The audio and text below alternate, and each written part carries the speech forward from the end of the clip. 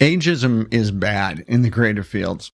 And the tech industry is even worse. Advertising is very bad, but the tech industry is worse. In fact, the average age of a worker at Facebook, LinkedIn, and even at SpaceX is 29 years old.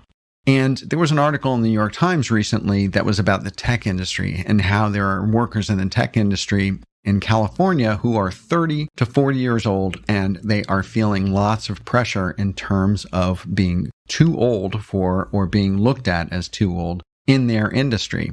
They even started up this retreat in Baja California where tech entrepreneurs and tech workers will go there to de-stress and to learn how to deal emotionally with ageism. So it's a real thing. And there's a lot of opportunities in the creative market. This slide is actually from the AIGA design census done in 2019, largest design census done in the United States. And this is how graphic designers and creative professionals rated the job security of their jobs. Only about, 20% total felt that their jobs were rock solid or fairly stable. The rest of them, 75%, were either a little concerned or felt like their job could end at any time. There's a lot of pressures going on in the creative industry. There's AI and there's design automation. The industry is really changing. It's much less stable than it used to be. There's the rise of the consultant class, the rise of freelancers. More freelancers, temps, permalancers are in the industry now because companies are cutting back on full-time employees, so they don't have to pay benefits, so they have much more flexibility in their bottom line. There's more small agencies, there's more consultants.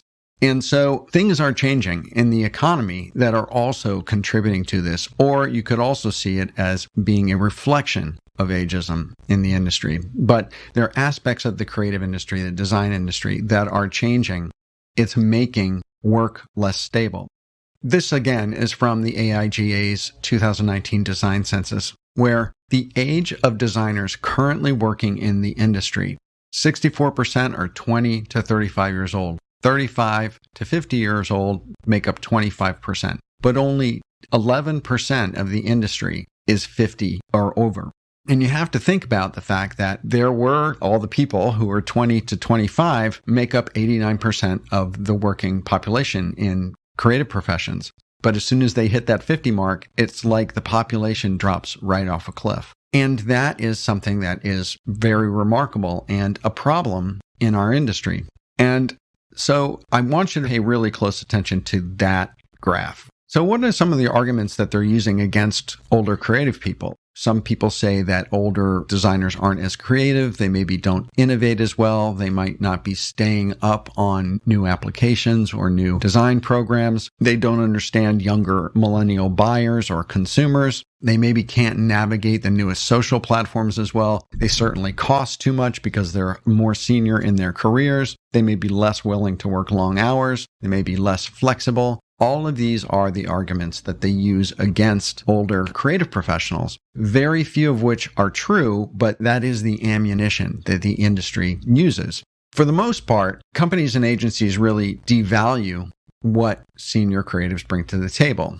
More senior workers in general, they have a historical knowledge of design and trends. They have a historical knowledge of the brands that they're working on. They are more mature in their communication, both their verbal communication and their written communication. They have generally a higher level of EQ or emotional intelligence in managing clients, managing different personalities, dealing with the matrix organizations that happen in agencies and corporations. They may have more experience in decision-making. They have more experience in navigating kind of complex client problems. So older creatives do bring a wealth of experience to the table, but companies and agencies seem to have very little value on those sorts of things.